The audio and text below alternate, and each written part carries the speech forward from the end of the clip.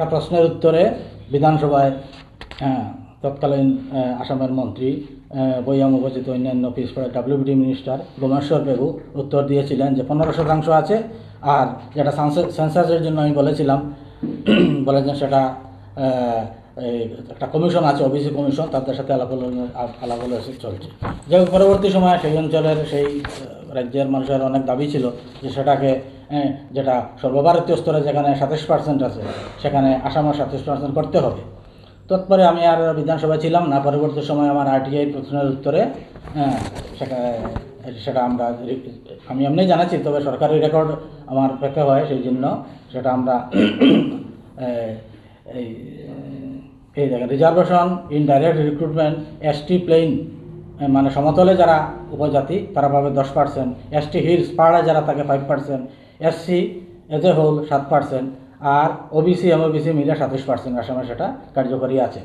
আচ্ছা, তারপরে আপনার এই ঠিকাদারি এগুলোর ক্ষেত্রেও একটা সংরক্ষণ আছে, কিন্তু ত্রিপুরাতে আমি শুনেছি এগুলো নাই।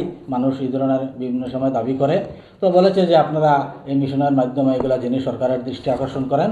তো আমরা চাইতেছি যে আসামে যাতে ত্রিপুরায় যাতে এই OBC সংরক্ষণ বিল বিধানসভায় পাস হয় এবং তাদের যে এলিজিবিলিটি ক্লেম যেটা মানুষের 27% ইন অল রেসপেক্ট 27% যাতে সংরক্ষণের ব্যবস্থা করা হয়।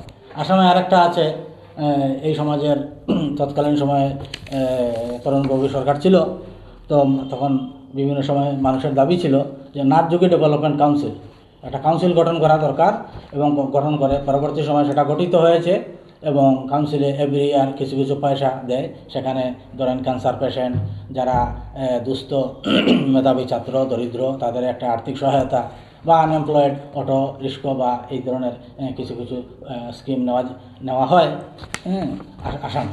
তো ত্রিপুরায়ও নাথ সমাজের দাবি যে নাথযোগী ডেভেলপমেন্ট কাউন্সিল গঠন করা, মহাযোগী গোরক্ষনাথের নামে একটি বিশ্ববিদ্যালয় স্থাপন করা, সম্ভবত ধর্মনগরে, এটা মানুষের দাবি, এবং পানিসাগরে এই মহাযোগী গোরক্ষনাথ নামে একটি মহাবিদ্যালয় স্থাপন করা ইত্যাদি।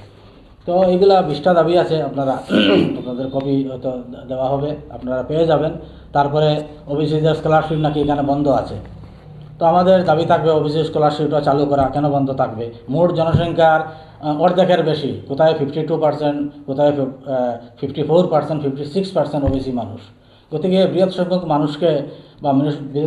মানুষকে দাবিকে অবহেলা করে তো চলতে পারে না। সেই জন্য এই যেটা OBC স্কলারশিপ সেটা চালু করা উচিত।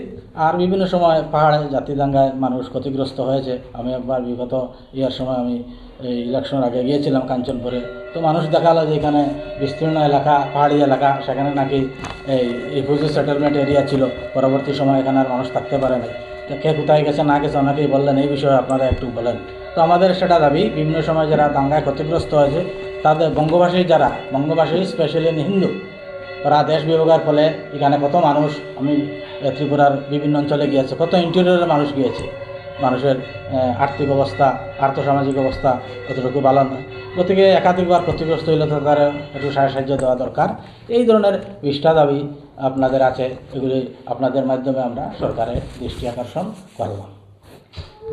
আপনি যেমন পাশাপাশি বললেন আপনারা বিভিন্ন সামাজিক কাজে এগিয়ে থাকেন, যেহেতু আপনারা এখানে প্রতিষ্ঠা হয়েছে, আগামী দিনে আপনাদের কি পরিকল্পনা রয়েছে সাধারণ মানুষের জন্য? পরিকল্পনা এই যে দাবিগুলা যাতে কার্যকরী হয়, আমরা সরকারের দৃষ্টি আকর্ষণ করব, যাতে এগুলো দাবি কার্যকরী হলে সরকারের কিছুটা সুবিধা হবে।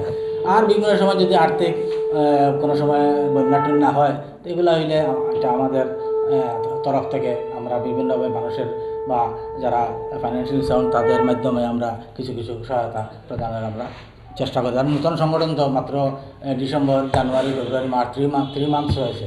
তো 3 মান্থসের মধ্যে আমরা যতটুকু পারি ত্রিপুরার বিভিন্ন অঞ্চলে আমরা পরিবহন করেছি। আমাদের আশা যে উক্ত সাহিত্য আলোচনা সভায় নিয়ার অ্যাবাউট 100 মানুষের একটা উপস্থিতি আমরা আশা করতেছি আর কি। ত্রিপুরাতে কি এটা আপনাদের প্রথম প্রেস মিট আরও হয়েছে? না, এই নাথ মিশনের মাধ্যমে, কারণ আমাদের নাথযোগীদের কোনো সামাজিক সংগঠন আগে ছিল, পরবর্তী সময়ে অনেকে মারা গিয়েছে বা অনেকে সেটা ধরে রাখতে পারে নাই বা সিস্টেমেটিক করে নাই।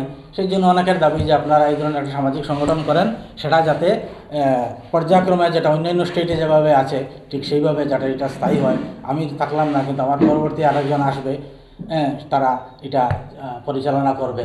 তো এটা 3 মাস হয়েছে, 3 মাসের ভিতর আমাদের এই প্রথম কার্যসূচিটা আমরা হাতে নিয়েছি। আপনারা যে দাবি দাবাগুলি সরকারকে দিয়েছেন, হুম। যদি সরকার আপনাদের দাবি দাবা নিয়ে চিন্তা ভাবনা না করে আগামী দিনে কী পরিকল্পনা রয়েছে আপনাদের?